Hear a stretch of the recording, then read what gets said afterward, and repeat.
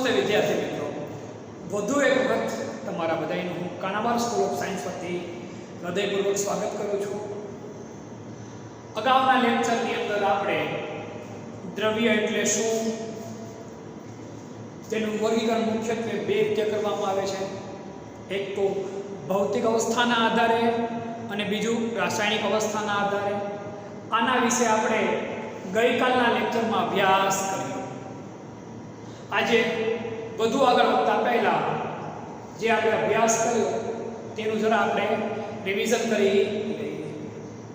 તો કે ભાઈ, જગ્યા રોકે અને દળ ધરાવે તે પદાર્થને દ્રવ્ય તરીકે ઓળખવામાં આવે છે.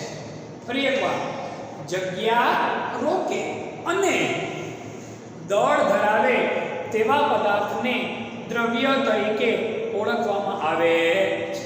તેનું આપણે વર્ગીકરણ મુખ્યત્વે કેવી રીતે થાય? બે રીતે. પહેલી કઈ?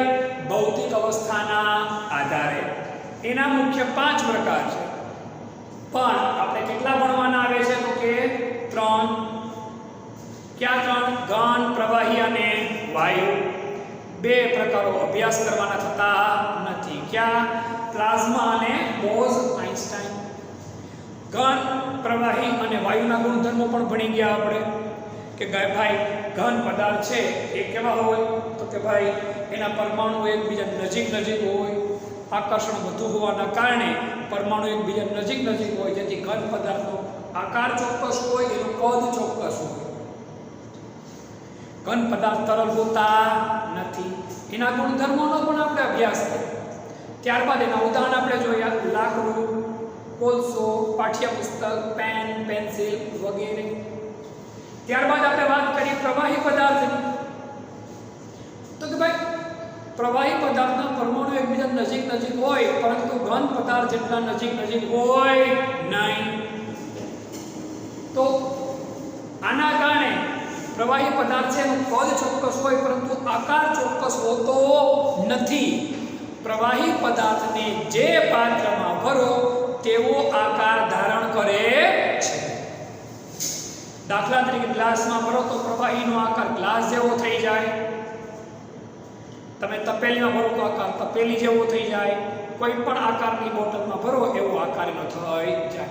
પ્રવાહી પદાર્થ નીચે મૂકો તો એ વહેવા માંડે. એનો અર્થ પ્રવાહી પદાર્થ તરલ હોય છે. વાયુમય પદાર્થની વાત કરીએ તો વાયુમય પદાર્થના પરમાણુઓ વચ્ચે આકર્ષણ હોતું નથી, એટલે એનું કદ કે એનો આકાર ચોક્કસ હોતા નથી. તમે ગમે તે પાત્રમાં ભરો, વાયુ સમગ્ર પાત્રમાં ચારે બાજુ ફેલાઈ જાય. દાખલા તરીકે આપણે અગરબત્તી કરીએ તો સુગંધ ઘરમાં ચારે બાજુ આવવા માંડે. આ થઈ કોની વાત? તો કે વાયુના પણ એક્ઝામ્પલ જોઈએ આપણે. ઓક્સિજન, કાર્બન ડાયોક્સાઇડ, ધુમાડો વગેરે. પ્રવાહીના એક્ઝામ્પલ જોઈએ: પાણી, પેટ્રોલ, કેરોસીન વગેરે. આ આપણે ભૌતિક અવસ્થાના આધારે મુખ્ય પ્રકારો ભણ્યા. ત્યારબાદ રાસાયણિક અવસ્થાના આધારે વાત કરીએ આપણે. તો રાસાયણિક અવસ્થાના આધારે મુખ્યત્વે કેટલા પ્રકાર પડ્યા? તો કે 2. એક મિશ્રણો અને બીજા શુદ્ધ પદાર્થો. મિશ્રણના પાછા 2 પ્રકાર પડ્યા. ક્યાં 2 પ્રકાર પડ્યા મિશ્રણના? તો કે ભાઈ સમાન મિશ્રણ અને વિસમાન મિશ્રણ. એક સરખી રીતે મિશ્ર થાય તો સમાન મિશ્રણ તરીકે ઓળખવામાં આવે છે. એક સરખી રીતે મિશ્ર થાય તો સમાન મિશ્રણ તરીકે ઓળખવામાં આવે છે. દાખલા તરીકે પાણીમાં સાકર નાખો કે પાણીમાં ખાંડ નાખો કે નિમક નાખો, એક સરખી રીતે મિશ્રણ ન થાય તો તેને વિસમાન મિશ્રણ તરીકે ઓળખવામાં આવે છે. કેવી રીતે ઓળખવામાં આવે? વિસમાન મિશ્રણ તરીકે ઓળખવામાં આવે છે. દાખલા તરીકે હવા એ વિસમાન મિશ્રણનું જ એક ઉદાહરણ. ત્યારબાદ શુદ્ધ પદાર્થોની વાત કરીએ આપણે. તો શુદ્ધ પદાર્થોના મુખ્યત્વે 2 પ્રકાર પડ્યા હતા. એક તત્વ અને બીજું સંયોજન. તો આપણે તત્વની વ્યાખ્યામાં ભણી ગયા. એક જ પ્રકારના પરમાણુના બનેલા પદાર્થને તત્વ તરીકે ઓળખવામાં આવે છે. તત્વના પોતાના લાક્ષણિક ગુણધર્મો હોય, દરેક તત્વના ગુણધર્મ બીજા કંઈક ને કંઈક જગ્યાઓ પર જુદા પડે છે. કોઈ પણ બે અલગ અલગ તત્વોના, સમજો મારી વાત, કોઈ પણ બે અલગ અલગ તત્વોના ગુણધર્મો ક્યારેય સરખા હોતા નથી. ત્યારબાદ આપણે વાત કરી સંયોજનની. તો કે બે કે બે કરતા વધુ તત્વો એકબીજા સાથે, બે કે બે કરતા વધુ તત્વો એકબીજા સાથે રાસાયણિક રીતે જોડાઈને જે નવો પદાર્થ બનાવે તેને આપણે બધા સંયોજન તરીકે ઓળખીએ છીએ. ફરી એકવાર, બે કે બે કરતા વધુ પદાર્થો અથવા તો વધુ તત્વો એકબીજા સાથે રાસાયણિક રીતે જોડાઈને જે નવો પદાર્થ બનાવે તેને સંયોજન તરીકે ઓળખવામાં આવે છે. સંયોજનના એક્ઝામ્પલ મેં તમને આપ્યા હતા. પાણી, નિમક. પાણીની વાત કરીએ તો પાણી હાઇડ્રોજન અને ઓક્સિજન વચ્ચે પ્રક્રિયા કરવાથી આપણને પાણી મળે છે. હાઇડ્રોજનના ગુણધર્મો છે વિસ્ફોટક વાયુ છે. કેવું વાયુ છે? વિસ્ફોટક વાયુ. એટલે કે હવાના સંપર્કમાં તમે દિવાસળીની સળી અડાડો એટલે ધડાકા સાથે સળગી ઉઠે. ઓક્સિજન છે તેના વગર દહન શક્ય જ નથી. ઓક્સિજન છે દહનમાં મદદ કરનાર એટલે કે દહન પોષક છે. પરંતુ એમાંથી બનેલું પાણી એ આગ ઓલાવવામાં ઉપયોગી છે. કેમાં ઉપયોગી છે? આગ ઓલાવવામાં ઉપયોગી છે. એટલે કે દહન શામક છે.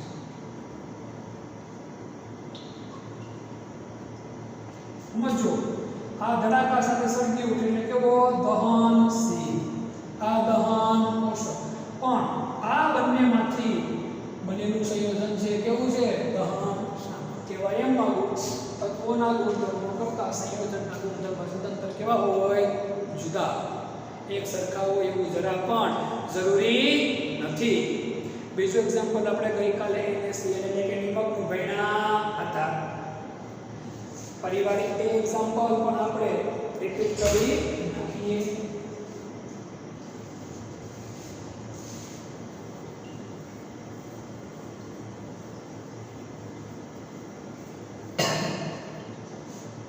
સોડિયમ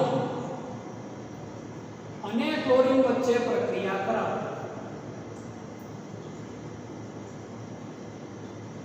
શું બને? સોડિયમ ક્લોરાઇડ, જેને આપણે કોના નામ લખીએ? નિમક અથવા શું કહીએ? મીઠું તરીકે ઓળખીએ છીએ. પરિવાર તો આયસ કોનો? સોલિડનો. આ જી કોનો? ગેસ ફોર્મનો. આયસ કોનો? સોલિડનો. જે મેં તમને ફર્સ્ટ લેક્ચરમાં સમજાવેલું. આ ઘન સ્વરૂપે હોય, પાણીમાં નાખો એટલે ધડાકા સાથે સળગે.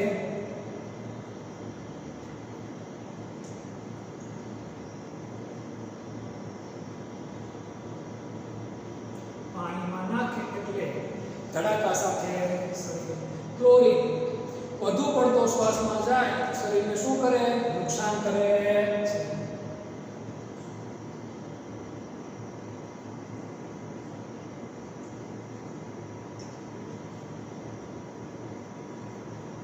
પણ એમાંથી બનતું નિમક એ તંદુરસ્તી માટે જરૂરી છે. શરીર નુકસાન કરતું નથી.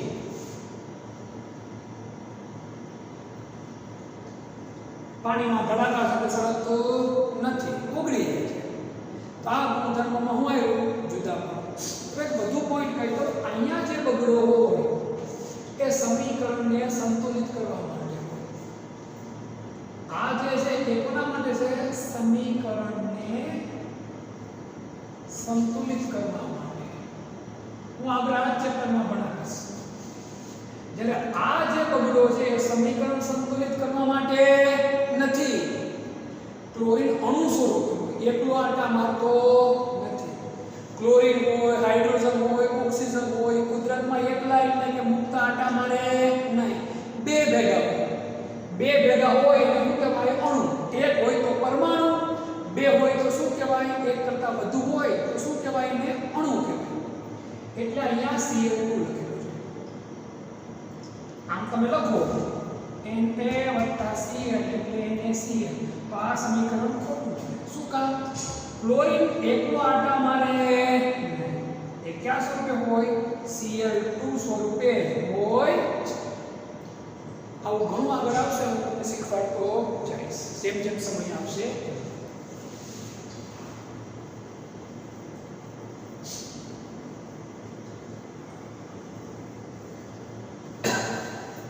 હવે આપણે લોકો દ્રવ્યનું વર્ગીકરણ સમજી ગયા પરંતુ હવે આપણે દ્રવ્યના ગુણધર્મો વિશે અભ્યાસ કરીએ કોના વિશે અભ્યાસ કરીએ તો કે દ્રવ્યના ગુણધર્મો વિશે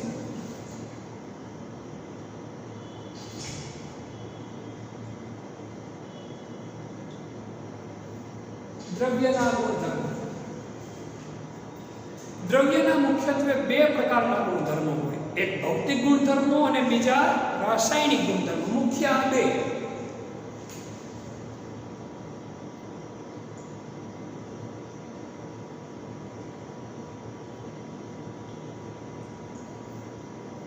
દ્રવ્યના મુખ્યત્વે બે પ્રકારના ગુણધર્મો હોય પહેલો ભૌતિક ગુણધર્મો મુખ્ય આશરે બીજા ઘણા મુખ્યત્વે કેટલા તો કે બે પેલો કયો ગુણધર્મ તો કે ભાઈ ભૌતિક ગુણધર્મ મગજમાં પ્રશ્ન ઊભો થાય સર ભૌતિક ગુણધર્મ એટલે દ્રવ્યના અંદર કોઈ પણ પ્રકારના રાસાયણિક ફેરફાર કર્યા સિવાય સમજો મારી વાત દ્રવ્યની અંદર કોઈ પણ પ્રકારનો રાસાયણિક ફેરફાર કર્યા સિવાય જે ગુણધર્મો માપી શકાય એને ભૌતિક ગુણધર્મો તરીકે ઓળખવામાં આવે છે જે ગુણધર્મોને કોઈ પણ રાસાયણિક ફેરફાર કર્યા વગર માપી શકાય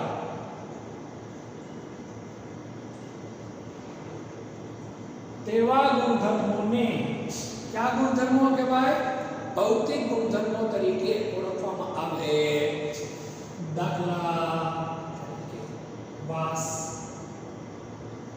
કેવી વાસ છે જાણવા માટે કોઈ રાસાયણિક ફેરફાર કરવો જરૂરી નથી રંગ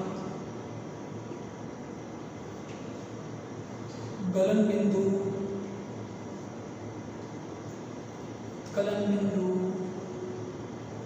વગેરે આ બધા જે ગુણધર્મો છે એ માપવા માટે આપણે કોઈ રાસાયણિક ફેરફાર કરવાની જરૂર પડતી નથી માટે આને કયા ગુણધર્મો કહેવાય ભૌતિક ગુણધર્મો બીજા પ્રકારના ગુણધર્મો નામ છે રાસાયણિક ગુણધર્મો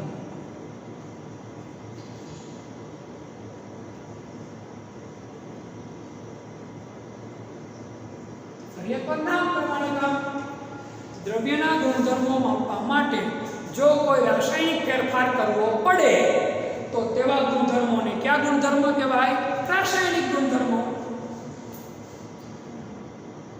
દ્રવ્યના જે ગુણધર્મો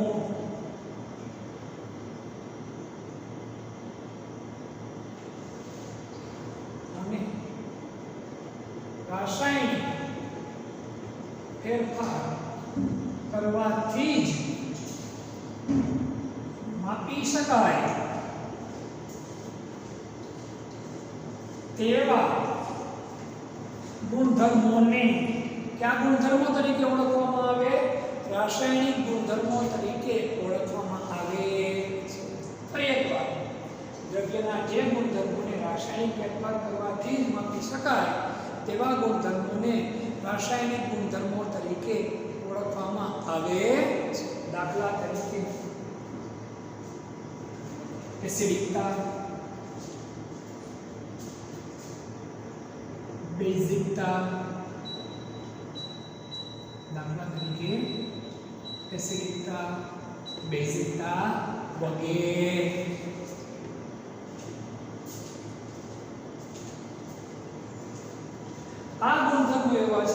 રાસાયણિક ફેરફાર કરીને જ માપી શકાય. આ સિવાય કેટલાક ગુણધર્મો એવા હોય કે જે જથ્થાત્મક ગુણધર્મો હોય. ઘણા ગુણધર્મો દ્રવ્યના જથ્થા આધારિત ગુણધર્મો હોય. દાખલા તરીકે કદ, ક્ષેત્રફળ વગેરે. આ ઉપરાંત ઘણા ગુણધર્મો દ્રવ્યના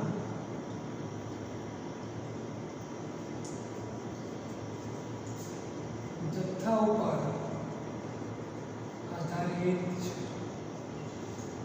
તેને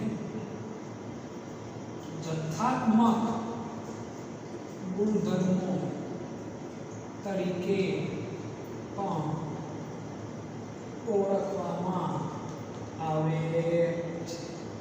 દાખલા તરીકે કદ, ક્ષેત્રફળ વગેરે. હવે આ ગુણધર્મો માપવા માટે, જથ્થાત્મક ગુણધર્મો માપવા માટે આપણે એકમોની જરૂર પડે. શેની જરૂર પડે? એકમોની. તો મગજમાં નવો પ્રશ્ન ઊભો થાય કે સર એકમ એટલે શું?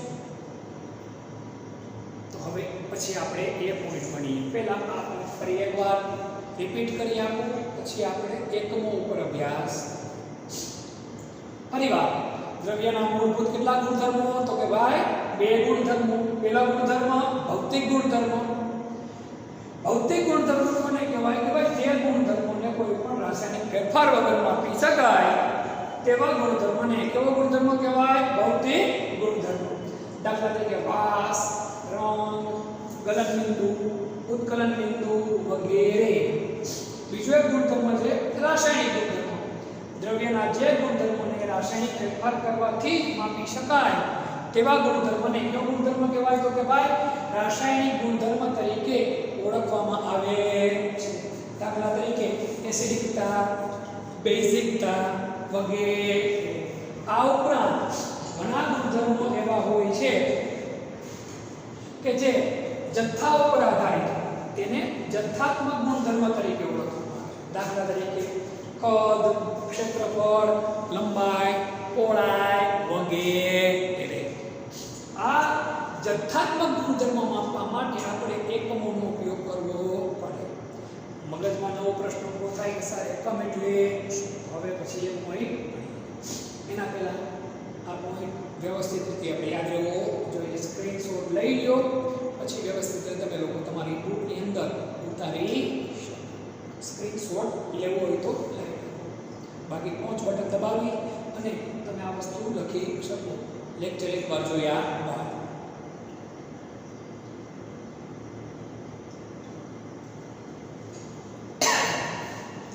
હવે આપણે એકમ ઉપર અભ્યાસ કરવા છે. તો એકમની માહિતી તમે લોકો ફિઝિક્સની અંદર ભણી જ ગયા છો. ફિઝિક્સમાં એકમો અને રાશિ વિશેનો અભ્યાસ તમારે ફિઝિક્સ એટલે કે ભૌતિક વિજ્ઞાનમાં કરવામાં આવે છે.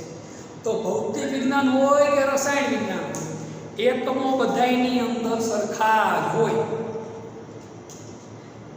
રાશિ સરખી હોય, એકમે સરખા હોય, એની સંજ્ઞા ચિહ્નો પણ સરખા જ હોય. કારણ કે કંઈ વિજ્ઞાનના ખાલી પાઠ પાડ્યા, કંઈ જુદું કર્યું નથી. જો ભૌતિક વિજ્ઞાનમાં સરસ રીતે અભ્યાસ કર્યો હોય તો અત્યારે તમને આ એકમો સહેલાઈથી આવડી જશે. છતાંય બહુ સહેલા છે, આપણે આગળ સમજવાનો પ્રયત્ન કરીશું.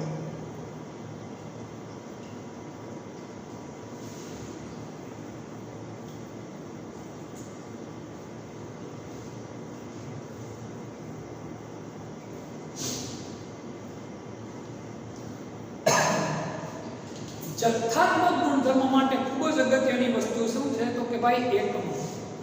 તો આ એકમોનો અભ્યાસ આજકાલથી થતો નથી. ઘણા બધા વર્ષોથી આનો અભ્યાસ કરવામાં આવે.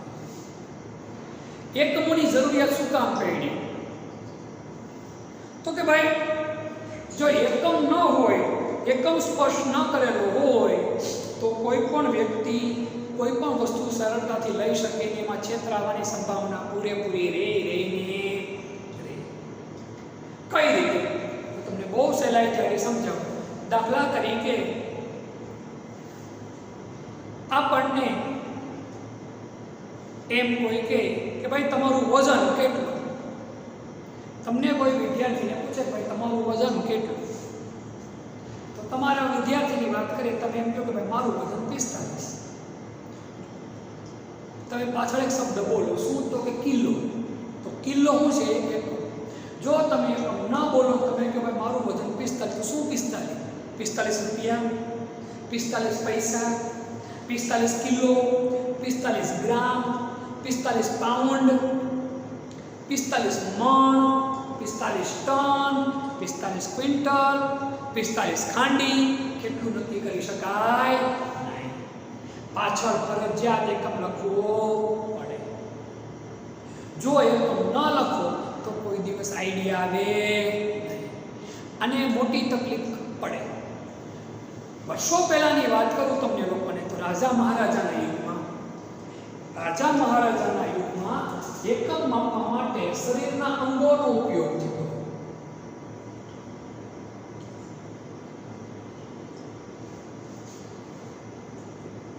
માપન માટે કે ભાઈ આંગળીના વેઢા એનું માપ લેવાતું, આંગળીનું માપ લેવાતું, 5 આંગળ, 10 આંગળ એવી રીતે માપતા. પછી ધીમે ધીમે મોટી વસ્તુઓને વેચે પીડા કે ભાઈ 5 વેટા વસ્તુ લઈ આવો. હા, તમને થાય દીપક સર આ એકમ ન ચાલે? તો ના, કારણ દરેકની વેટ એક સરખી હોય ન હોય.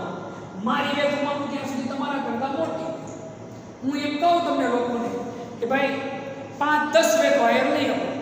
હવે મેં મારી 10 વેટ વાયર લેવાનું તમને મોકલાવો અને તમે તમારી 10 વેટ વાયર લઈને આવો તો વાયર કેવો આવવાનો છે? તો કે ટૂંકો.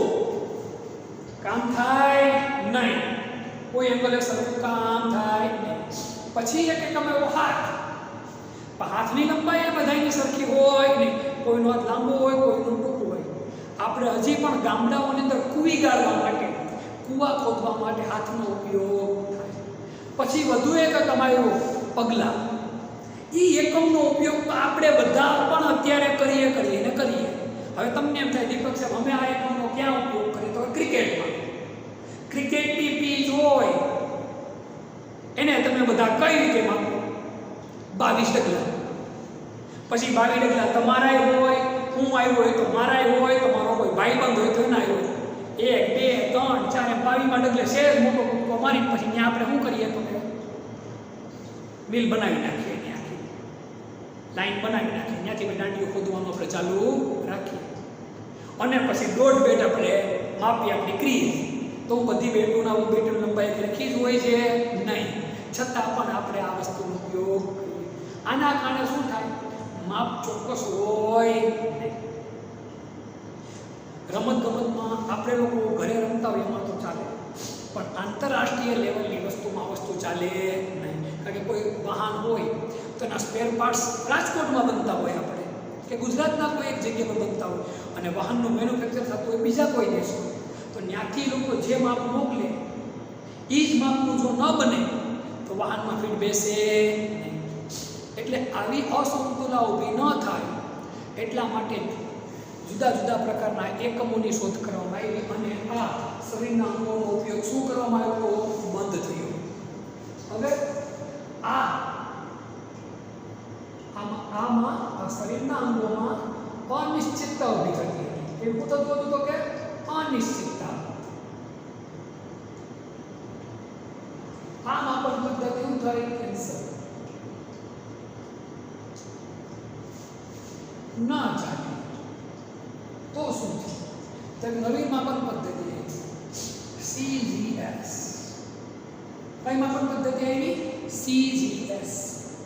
C એટલે સેન્ટી, G એટલે ગ્રામ, S એટલે આ C સેન્ટી. આ કોના માટે મેં કહ્યું તો કે લંબાઈ સેન્ટીમીટર ફૂટપટ્ટીમાં હોય. ગ્રામ આ કોના માટે મેં કહ્યું તો કે ભાઈ વજન. ખરેખર વજનની પણ દોડ આપણે આગળ. સેકન્ડ આ કોના માટે કહું તો પણ આ સેન્ટીગ્રામ સેકન્ડ એ ખૂબ જ નાના જથ્થા માટે ઉપયોગી હતા. મોટા જથ્થામાં એ ચાલ્યા. તો એક નવી એકમ પદ્ધતિ આવી MAS.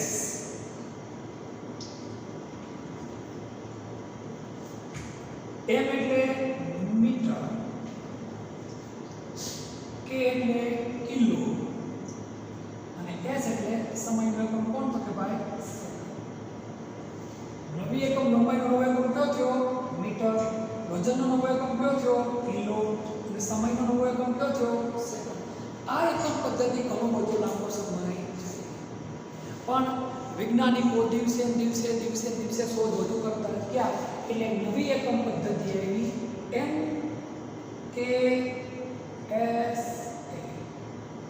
MKSA. M એટલે આપણને ખબર છે શું તો કે ભાઈ મીટર, K ની આપણે ખબર શું કિલો, S એટલે સેકન્ડ. પણ વધુ એક એકમ ઉપર આપણે નામું છે એમ્પિયર. આ કોનો એકમ છે તો કે ભાઈ વિદ્યુત પ્રવાહ. કોનો વિદ્યુત પ્રવાહ. વિદ્યુત પ્રવાહની શોધ થઈ પછી મહાન વૈજ્ઞાનિક આન્દ્રે એમ્પિયરની યાદમાં વિદ્યુત પ્રવાહનો એકમ શું આપવામાં આવ્યો તો કે ભાઈ એમ્પિયર. શું આપવામાં આવ્યો એમ્પિયર એટલે ચોથી એકમ આવ્યો. હજી શોધ વધતી જ ગઈ અને દુનિયાના અલગ અલગ દેશોમાં આના વિશે સંશોધનો થતા ગયા. ત્યારે છેલ્લે બધાય દેશોએ ભેગા મળી અને એક ચોક્કસ એકમ પદ્ધતિ શોધવાનું નક્કી કર્યું. બધાય દેશોએ એક સાથે ભેગા મળીને એક ચોક્કસ એકમ પદ્ધતિનો ઉપયોગ કરવાનું નક્કી કર્યું. આના માટે ઈસવીસન 1875માં ફ્રાન્સ દેશ, કોઈ દેશ તો કે ફ્રાન્સ દેશ, એના પેરિસના જે આઈફેલ ટાવર આવેલો છે પેરિસના સેવરે ખાતે આંતરરાષ્ટ્રીય મહાપરિષદ મળી અને એ લોકોએ નક્કી કર્યું કે આપણે એક એવી એકમ પદ્ધતિ વાપરીએ જેનો સમગ્ર દુનિયામાં ઉપયોગ થાય. તો એ એકમ પદ્ધતિનું નામ છે SI એકમ પદ્ધતિ. કઈ એકમ પદ્ધતિ? SI એકમ પદ્ધતિ. કઈ એકમ પદ્ધતિ? SI એકમ પદ્ધતિ. આનું પૂરું નામ છે system D units, system D international units. સમજો, system D international units.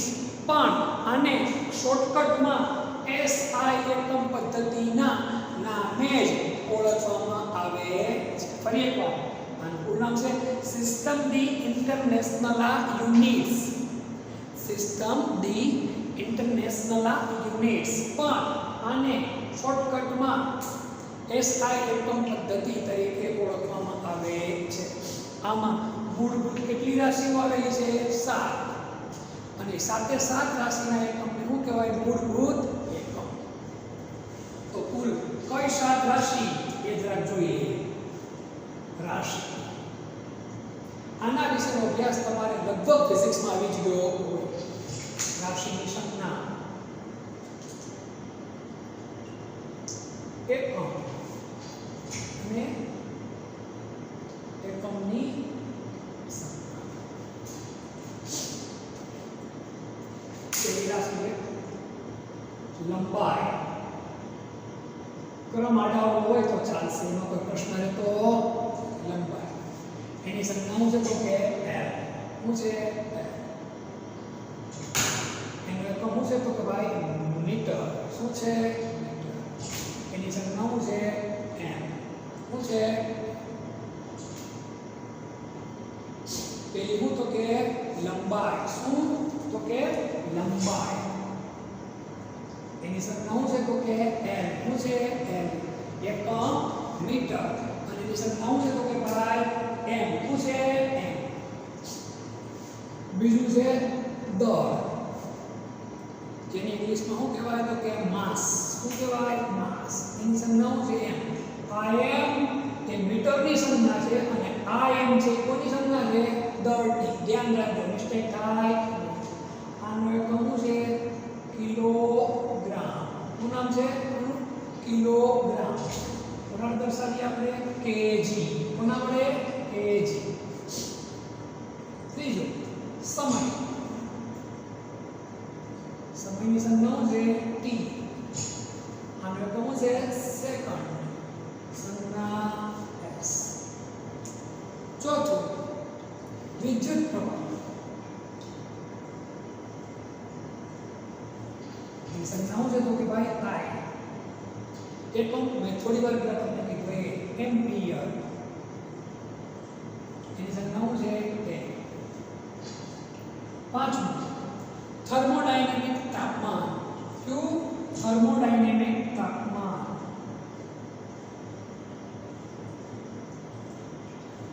Thermodynamic તાપમાન.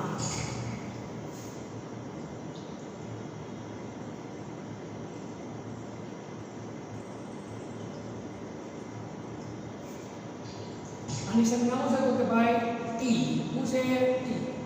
આનો એકમ છે કેલ્વિન. મહાન વૈજ્ઞાનિક કેલ્વિનની યાદમાં આપણે કેલ્વિન જેની સંજ્ઞા છે કે. ફરીવાર પાંચમું છે થર્મોડાયનેમિક તાપમાન. અને તાપમાન તરીકે પણ ઓળખવામાં આવે છે. એટલું તાપમાન બોલો તો પણ ખોટું નથી.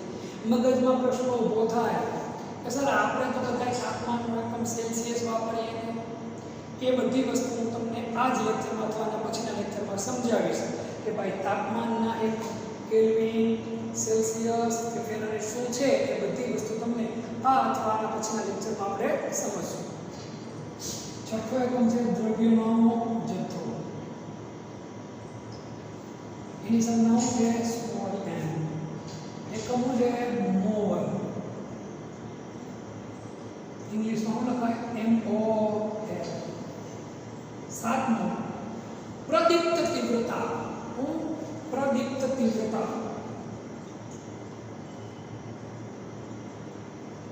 આ પ્રદીપ્ત શબ્દ યાદ ન રહે તો જ્યોતિ તીવ્રતા બોલાય. શું બોલાય આને? જ્યોતિ તીવ્રતા.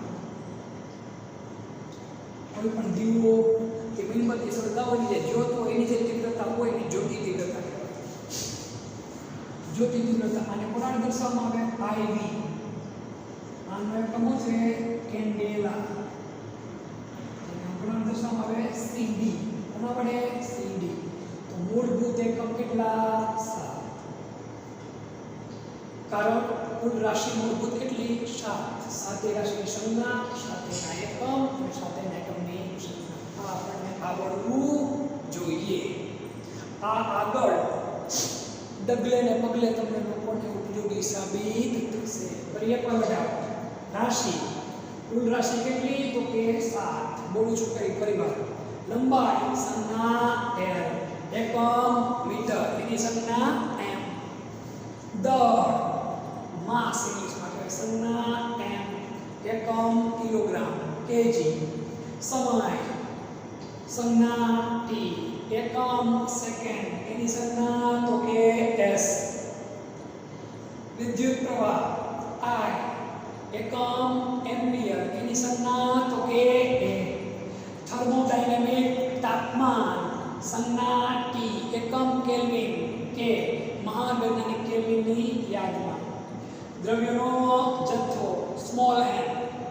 એનો એકમ મોલ સંજ્ઞા MOL. આ મોલ સહિત આ બધા શબ્દો આપણા વ્યવહારમાં આગળ આવવાના છે. સાતમું પ્રદીપ્ત તીવ્રતા અથવા બીજું નામ છે જ્યોતિ તીવ્રતા. એને કોના દર્શાવાય? IV. એને કહું છે કેન્ડેલા એટલે કે CD. આમ કુલ મૂળભૂત 7 એકમ. કારણ કે મૂળભૂત રાશિ કેટલી? 7. તો 7 રાશિ પરના 7 એકમો આપણને રસાયણ વિજ્ઞાનમાં ખૂબ જ ઉપયોગી સાબિત થવાના છે. એટલે આનો અભ્યાસ આપણે સરખી રીતે કરવો જ પડે. આનો સ્ક્રીનશોટ લઈ લો અને આ પાકા કરી નાખવાના આપણે લોકોએ થાય છે. પછી આગળનો પોઈન્ટ આમાં લઈએ. હજુ થોડું આવે છે બીજું.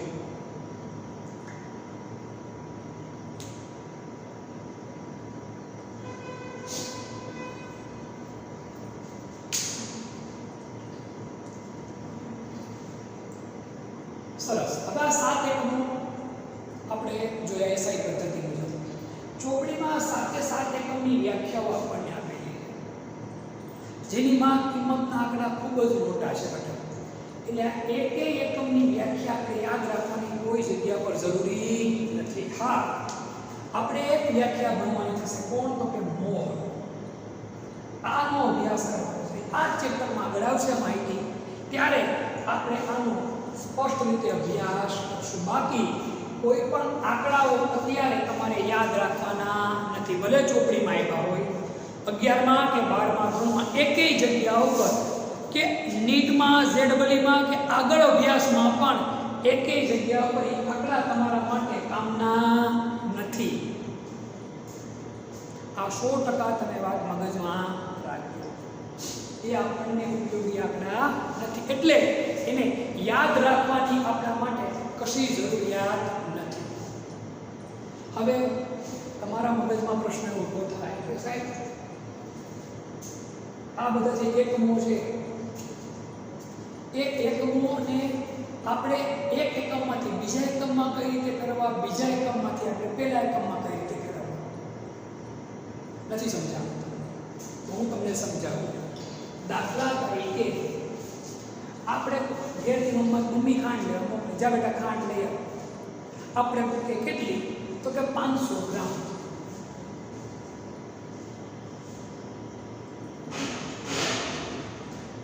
અહીંયા તો આપણે કિલોગ્રામ લખે છે, અહીંયા કિલો શબ્દને બદલે કયો શબ્દ વાપર્યો છે આપણે? ગ્રામ. એક એકમને બીજા એકમમાં આપણે શું કર્યું કહેવાય? ટ્રાન્સફર. શું કેવું કહેવાય? ટ્રાન્સફર.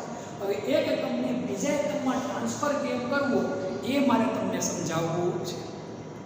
આના માટે કેટલાક પૂર્વકો તમારી ચોપડીની અંદર તમને આપ્યા છે. કેટલાક પૂર્વકો તમારી ચોપડીમાં તમને લોકોને આપ્યા છે.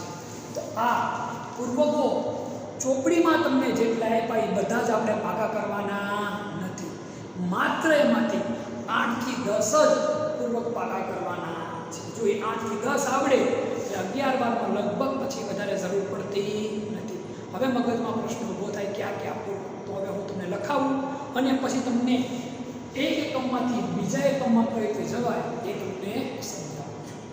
એકમના ટ્રાન્સફર કઈ રીતે થાય એ તમને સમજાવું. એટલે આપણને કેટલા પૂર્વક ઉપયોગી છે એ જરાક જોઈ આ સ્ક્રીનશોટ લઈ લેવાનો અને લખી નાખવાની આગળ વસ્તુ.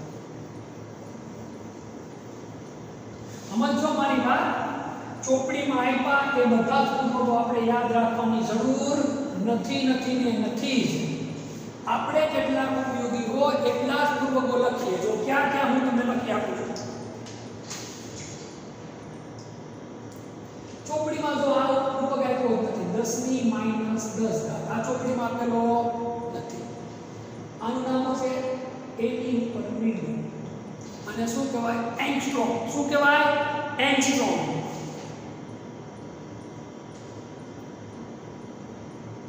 એંગસ્ટ્રોમ. આ યાદ રાખજો. આ પૂર્વક કયો? એંગસ્ટ્રોમ. ફરી વાર વ્યવસ્થિત રીતે લખું છું. 10 ની -10 ઘાત એટલે શું આવશે?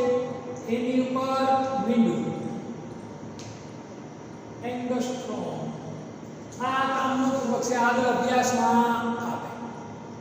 પછી આવે છે 10 ની -9 ઘાત. આ તમે લોકો ભણી ગયા 10મા ધોરણમાં. એન એટલે શું આવશે?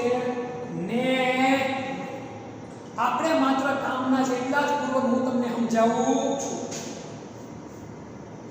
10 ની -6 ઘાત મ્યુ માઇક્રો. આ યાદ રાખ. 10 ની -6 ની નિશાની શું છે? મ્યુ. એને કોના વડે દર્શાવાય? માઇક્રો વડે. ત્યારબાદ હવે 10 ની -3 સ્મોલ m મી. આ શું કહેવા માંગે હું તમને આગળ કહું છું. 10 ની -2 ઘાત સેન્ટી સી. 10 ની -1 ઘાત ડેસી ડી. 10 અથવા તો હું લખાય 10 ની 1 ઘાત, એને પણ 10 જ કહેવાય. Deca D. 10 ની 2 ઘાત 10 ની 1 ઘાત 2 ડી. 3 ઘાત કિલો કે 10 ઘાત હેક્ટો h એ અગત્યનું એટલું બધું નથી. આ 10 ઘાત શું આવશે તો કે મેગાવોટ્સ આપણે આ વાપરીએ કેમાં તો કે લાઇટમાં. 10 ઘાત ગીગા જી મોબાઈલના મેમરી કાર્ડ કેટલા 32 GB એટલે ગીગાબાઇટ્સ જી કોના માટે ગીગા માટે. અને કોમ્પ્યુટર માટે 9 × 10 ઘાત એ 11 સાયન્સનો ઉપયોગ છે કોમ્પ્યુટરમાં આવે ટી ટેરાબાઇટ્સ. હવે લેટેસ્ટ કોમ્પ્યુટર છે એ ટેરાબાઇટ્સ ઉપર આધારિત છે. તમારે માત્ર આટલા યાદ રાખવાના છે. તમારે આટલા પૂર્વકો યાદ રાખવાના.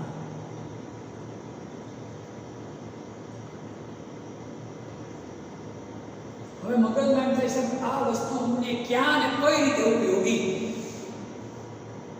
તમારા મગજમાં પ્રશ્ન ઉભો થાય કે સાહેબ તમે 7 રાશિ અમને સમજાઈ ગઈ, ચાલો એમને આવડી ગઈ, પણ આ પૂર્વગુણને ક્યાં અને કઈ જગ્યા પર ઉપયોગી.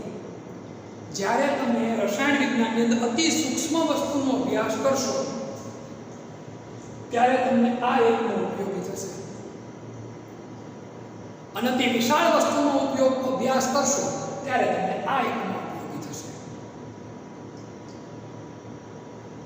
કોઈ સૂક્ષ્મ વસ્તુ છે એનું કદ જાણવું, એની લંબાઈ જાણવી ત્યારે આ બધા એકમો આપણને ઉપયોગી, એનું વજન જાણવું ત્યારે આ બધા એકમો આપણે ઉપયોગી થશે. કોઈ વિશાળકાય વસ્તુ છે તેના માટે આ એકમો ઉપયોગી થશે. હું આગળ સ્ટેપ આવશે એમ તમને લોકો નાના વિશેની સંપૂર્ણ માહિતી આપતો રહીશ. આ 1-2 ચેપ્ટરમાં જ તમારે બધી માહિતી આવી જશે બધી. છતાંય ફરી એકવાર 10 ઘાત એટલે એંગસ્ટ્રોમ ચોપડીમાં નથી, પણ આપણને આવડવું જોઈએ કારણ કે વ્યવહારમાં આની ઉપયોગિતા આવે છે. વર્ણપટના અભ્યાસમાં આ વસ્તુ ઉપયોગી છે. બીજા ચેપ્ટરની અંદર નીટ ઝેડબલી માટે પણ આ પોઈન્ટ કામનો બને, ભલે ચોપડીમાં નથી આપ્યો તો પણ. 10 - 9 ઘાત એટલે નેનો, સોરી નેનો.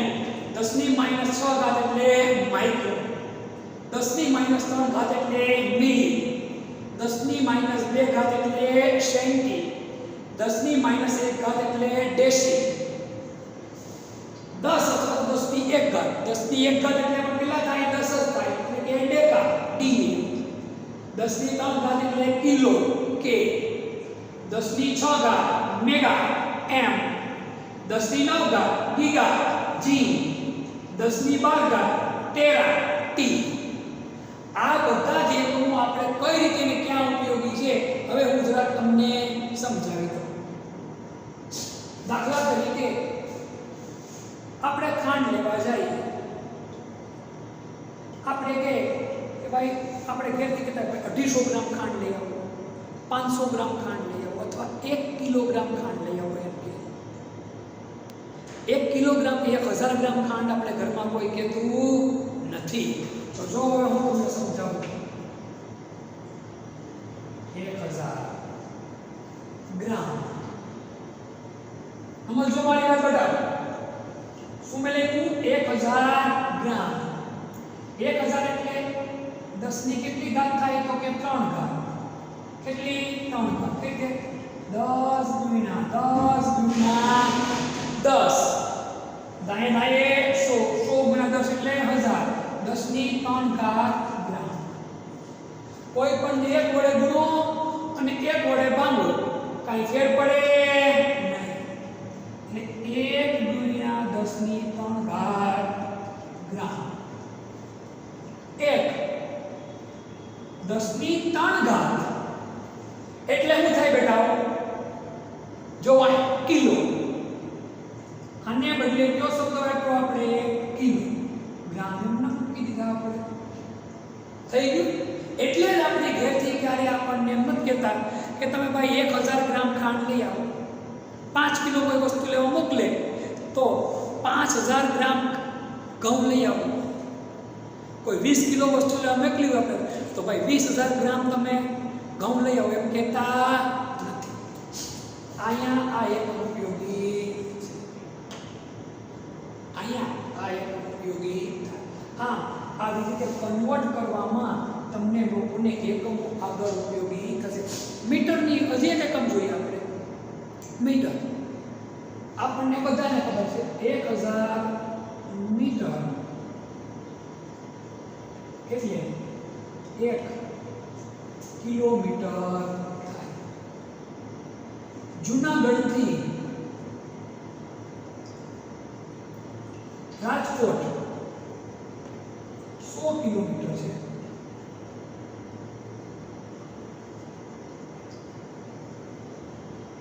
તો 100,000 10,000 લાખ મીટર 1 લાખ મીટર થાય. અહીંથી રાજકોટનું અંતર 1 લાખ મીટર છે એવું આપણે બોલીએ ના બોલીએ? 3 મીંડા આપણે કાઢી નાખીએ. કેટલા મીંડા કાઢી નાખીએ? 3. 3 મીંડા એટલે 10 થી 3 લાખ. એના બદલે આપણે શું લખી નાખીએ તો કે અથવા હું લખી નાખીએ કિલો. એટલે હું શબ્દ થઈ જાય કિલોમીટર. ટૂંકમાં આ મેં તમને ન કીધું ત્યારે કોઈ મોટા પદાર્થ હોય, મોટા અંતર હોય એને માપવા માટે આ બધા એકમો વપરાય. જ્યારે કોઈ સૂક્ષ્મ પદાર્થનો અભ્યાસ કરવાનો હોય ત્યારે આ બધા એકમો વપરાતા હોય છે. આનાથી પણ ઘણા બધા મોટા એકમ આવે. પ્રકાશ વર્ષ. પ્રકાશે 1 વર્ષમાં કાપેલું અંતર એને શું કહેવાય? પ્રકાશ વર્ષ. હવે પ્રકાશનું કિરણ 1 સેકન્ડમાં આશરે 3 લાખ કિલોમીટર જેટલું અંતર કાપે 1 સેકન્ડમાં. એવી 1 કલાકની 3600 સેકન્ડ. આખા દિવસની તો કેટલી બધી 84,000 ઉપર સેકન્ડ. 1 મહિનાની ગણો પછી 1 ગુણ્યા 12 કરો એટલે વર્ષની થાય. તો આટલી સેકન્ડમાં જેટલું અંતર કાપે એ અંતરને કયું અંતર કહેવાય? 1 પ્રકાશ વર્ષ. અવકાશમાં જવા માટે એ અંતરના એકમનો ઉપયોગ થાય પ્રકાશ વર્ષનો. પણ તમારે વ્યવહારમાં ઉપયોગી જેટલા પૂર્વકો છે એ બધા આ જ છે. આ જો તમને આવડી જાય એટલા, હું પછી તમને જેમ જેમ પાઠમાં આગળ ભણશું એમ તમને આ બધું કોસ્મોટિક શીખવાડતો જાય છે. એટલે કોઈ દિવસ પ્રશ્ન ઊભા થાય. એટલે આ 10 ની -10 એટલે 10 ની -9 એટલે એનો n, 10 ની -6 એટલે માઇક્રોમીટર, 10 ની -3 એટલે મિલી સ્મોલ m, 10 ની -2 એટલે સેન્ટી સી, 10 ની -1 ડેસી, 10 અથવા 10 ની 1 ડેકા ડીએ, 10 ની 3 કિલો કે, 10 ની 6 મેગા એમ, 10 ની 9 ગીગા જી, 10 ની 12 ટેરા ટી. આ વસ્તુ તમને આવડતી હોય તો તમને આગળનો અભ્યાસ કરવો પ્રમાણમાં ઘણો બધો સહેલો પડશે. છતાંય વિશેષ જે મારે તમને ભણાવવાનું થાય છે એ હવે નેક્સ્ટ લેક્ચરમાં આપણે લેશું.